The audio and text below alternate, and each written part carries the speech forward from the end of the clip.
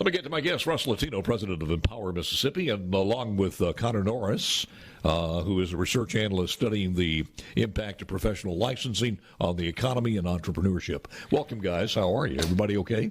Hey, Paul, it's Russ. And Connor wasn't able to join us this morning, so it's unfortunately you're stuck with just me. Well, then we'll have to just delete his picture on here, and but how are you doing, sir? Doing great. Cannot complain. Appreciate it. Well, if you did, who's going to pay attention to it anyways? Yeah, I learned that a long time ago. There's very, very little point in doing it. Well, I'm sure that you could take up Connor's his part of this as far as some of his data. But the general part of the conversation that we want to talk about is the professional licensing and how does it affect the economy, because these things are going to be addressed, I would think, in possibly more than one bill that will be making its way through the legislative session. Yeah, so last year we did a Better Jobs report that was focused on tax structure, which was obviously very topical given some of the conversation that unfolded last year and that is unfolding again this year. This year we chose to sort of go back and look at the progress that's been made over the last 5 years when it comes to occupational regulations, Paul, and really trying to make Mississippi the most job-friendly state in the country. And part of that is looking at how regulations impact somebody's ability to become an entrepreneur. I started working in 2017 with then Governor Bryant on a bill that was called the Occupational Licensing Review Commission. Yeah. And the whole idea behind that was we want to make sure that boards and commissions aren't creating rules that make it much more difficult to join a profession as a way to be anti-competitive. That commission has done great work. A couple years ago, their sort of responsibility got expanded. So part of this report was really looking at it and saying, all right, we've created this vehicle to look at occupational regulations. What advice can we give the governor, the secretary of state, and the attorney general as they consider their roles about how to streamline regulation and make it easier to work? And that's what this report is intended to do. We looked at 10 professions, compared it to other states to figure out, are we more onerous on our requirements, less onerous? And what we saw in a lot of cases is that Mississippi had much more onerous regulations.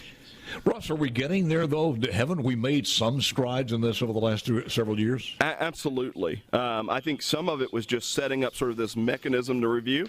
I think some of it is the universal recognition bill that passed last year that allows people to move into Mississippi that are licensed in other states and immediately begin to work. That needs some clarification, and I think Representative Curry is doing that this year. But Mississippi has made significant strides. I think we're in a place now where the tools are on the table. The question is, will we use them effectively?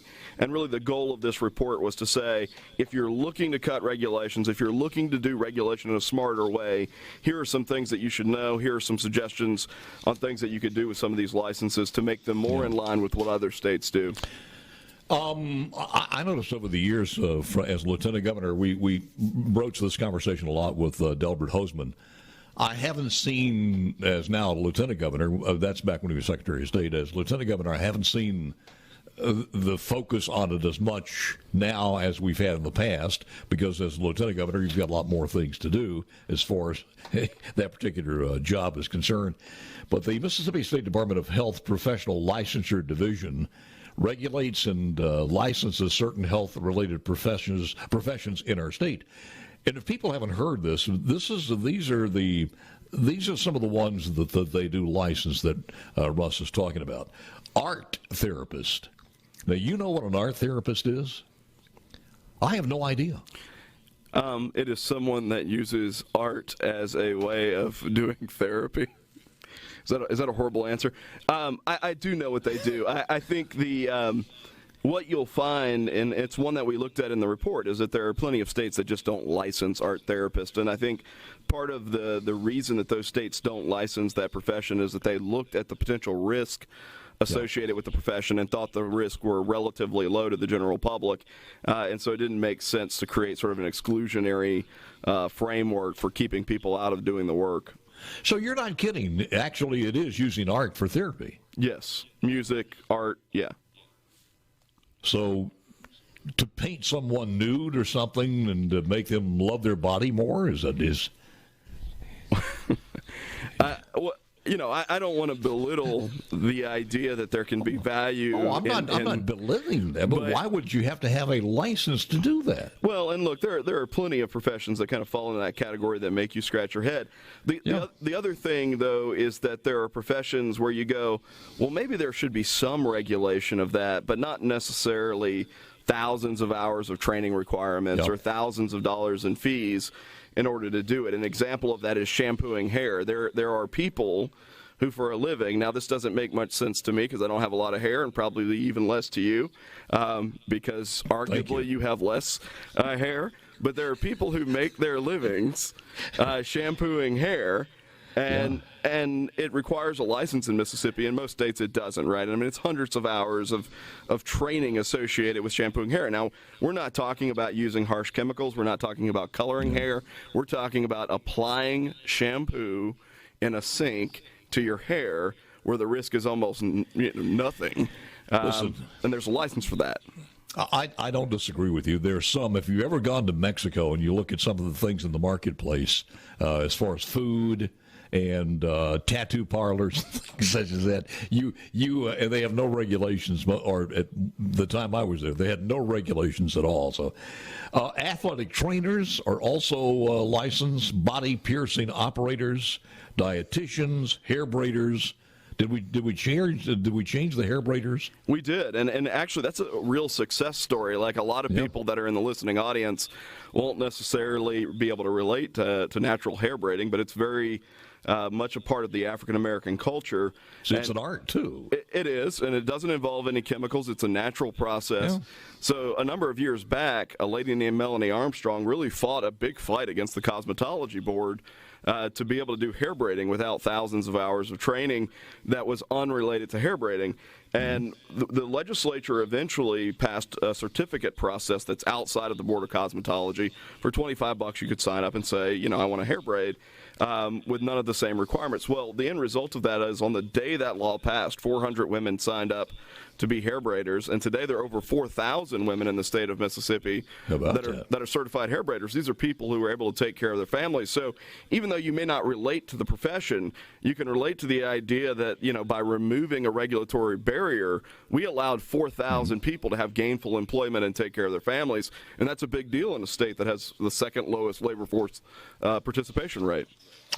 Some of the other ones, and I think people would agree with these: hearing aid specialists, hemodialysis technicians, medical radiation technicians, occupational therapists and OTAs, respiratory care practitioners, speech language pathologists, audiologists, SLP, aides, telemedicine, tattoo operators, and facilities for people who don't know exactly what we're talking about. Any comments on those? Yeah, I mean, what I would say is that there are legitimate arguments for licensing or regulation in certain professions. Certainly, healthcare carries with it heightened potential risk. I think part of what we're talking about are those professions that probably fall, for the most part, outside of healthcare, that don't carry the same risk, that are low-income to middle-income professions, like a residential paint contractor in Mississippi. In order to do that, you've got to have a license. Now, you could probably make some arguments, but you could also make an argument that you're effectively preventing people from working above board in a profession that doesn't really represent very much in terms of risk to the public. And so I think what we're talking about here is not just do we eliminate a bunch of stuff, Paul, but how do we do it smarter? How do we do it in a way that is as least onerous as possible on people who want to work? Because the ultimate goal is to make us the most job-friendly state in the country. I do want to do this, touch base on what the economic value is of that, if you have any numbers, and we'll get to some other topics also with the one and only Russ Latino, President Empower Mississippi, the guy on the screen on the right side who has more hair than the guy on the left side. Back with more coming up next. I see. Russ Latino is with us, and we were talking to put a cap on this as far as any bills that you guys at Empower Mississippi are working through to push. Speak to that, Russ. Yeah, so we definitely are interested in clarifying the universal recognition bill to make it clear to boards and commissions, and I think Representative Curry is working on this to make it clear to those boards and commissions that we really meant that when somebody moves in with a license from another state that we have to recognize that license. And so that's something we'll work on to just clear it up. I think the point of the report really was to take advantage of a law that's already been passed in creating the Occupational Licensing Review Commission and giving that commission information and ammunition to think about, how do we use the power we've been given to make sure that regulations are right-sized. That report can be found on empowerms.org.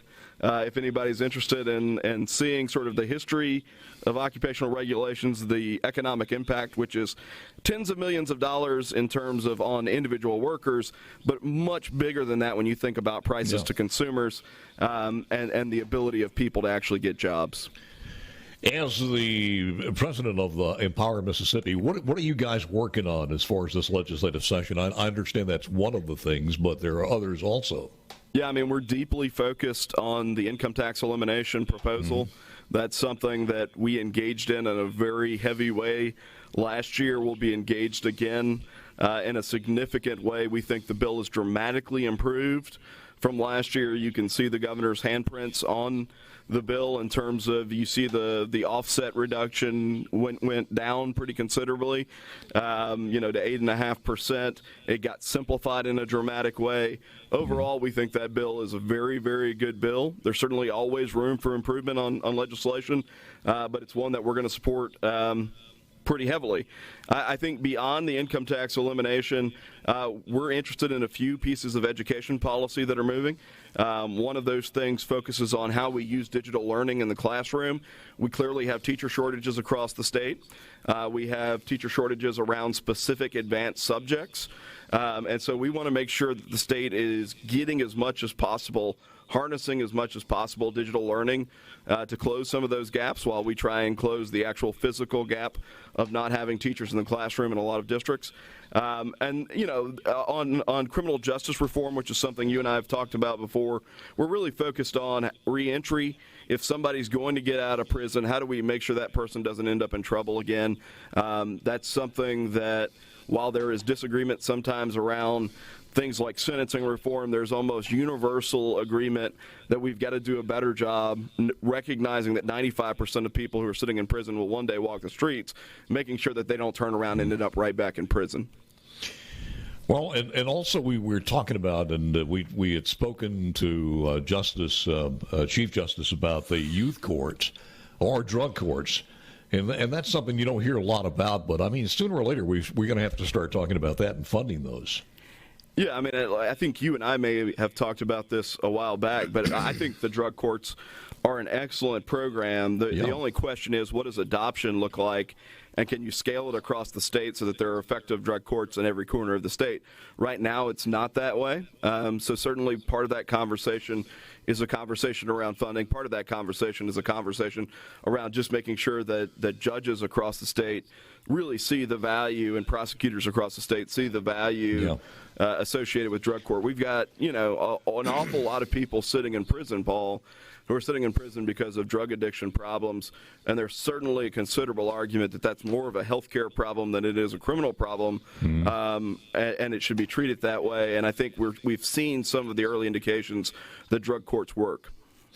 Well, and it's too early to do this because nobody is probably have it on paper of some of the profits from the medical marijuana. Once it's up and running, where those profits are going to go, or where that revenue is going to go, will it go straight into the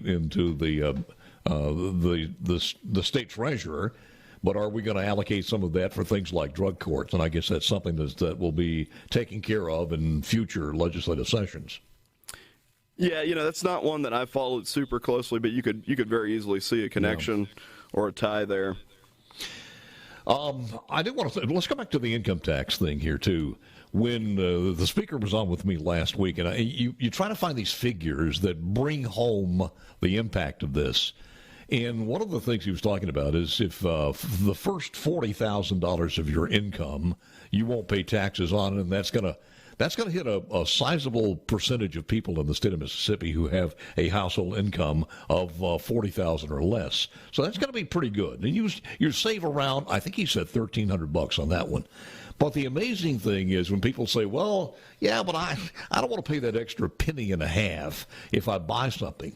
Well, if you look at what you have to buy, you have to purchase that year $86,000 of things that are taxable before you usurp that $1,300. To me, that's a no-brainer. Yeah, I mean, the math is definitively in favor of the proposal as a net tax reduction, and a huge net tax reduction. So yeah, if you're making $30,000 in taxable income right now, it's $1,200 that you're saving. $40,000 would be about $1,300. But then you add on the fact that the bill has a grocery tax reduction down to 4%, and you add on the fact that the bill has a car tag reduction that literally cuts your car tag expense in half. And so if you have $30,000 in taxable income right now under this bill in year one, you see a reduction in the amount that you're paying in taxes, even with that 1.5 cent sales tax increase. Average spending, average grocery spending, average car tag, you're going to see a reduction of about $1,350. That there's no way to argue against that as anything but a huge tax cut. And it's interesting to me, you could do the same thing if you're a married couple making $70,000 or $80,000 in taxable income. You're talking about a benefit with all of those factors in the current bill of about $3,500 a year in savings once the thing's fully implemented. I've done the same thing with retirees, Paul, because one of the arguments has been, well, retirees don't pay income taxes now, so if you raise the sales tax, you're effectively raising taxes on retirees. First of all, it's a misnomer that retirees don't pay any income taxes. They don't pay income taxes on retirement income. They certainly pay income taxes on assets like investments, or a lot of retirees have part-time and even full-time or seniors have part-time and full-time jobs as well. Yeah. But even if you have no taxable income, if you look at the amount that gets spent on groceries by most retirees relative to the amount that's spent on things that are subject to the general sales tax, retirees still have a net tax cut with the Tax Freedom Act. And so I've run scenarios across the board at various income levels, spending levels, and I've yet to come up with one that is a tax increase.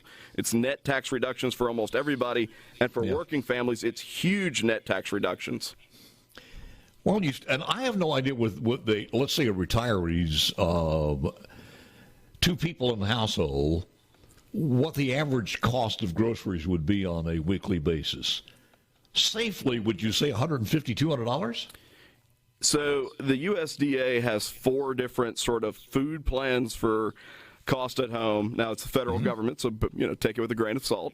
But the moderate cost food plan for 2 retirees in a household is $7,400 a year. That's about $600 a month, about $300 a month per person. So, you're talking about spending more on groceries, more on health care that's already not taxed.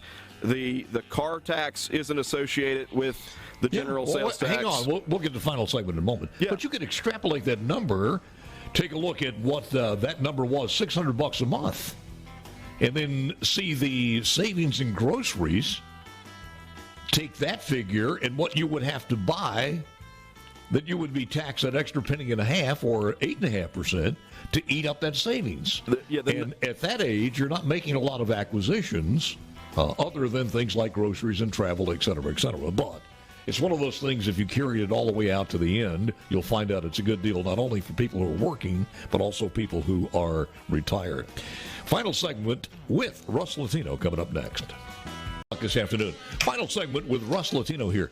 Russ, I want to go back to the personal income tax one more time here. The Senate seems to be further apart on this one, of course, than the House. The House's bill, we've talked about that one. Senate basically says, and stop me if I'm wrong in here, what I'm getting is the Senate would like to find a way to do this without raising taxes anywhere. Just go on and say we're going to eliminate it. And then there's this other thought about let's eliminate it, but let's do it in stages or charge less income tax. We move it down from 7% to let's just move it down to 5 or 4, whatever it happens to be. But in effect, doesn't that House bill do that in stages the same way. And is it realistic to think, if this is the idea of some people in the Senate, is it realistic to think that we can just do away with it without supplanting that 1 point whatever the $1 billion is? Yeah, so I don't think that the Senate is necessarily homogenous in its view. I would say that I think opposition to the idea of eliminating the income tax falls into two categories. The first category are people that just fundamentally don't believe in limited government and they want to spend more money. If you look at our spending over the last decade, Paul, we've increased spending by nearly 40% as a state.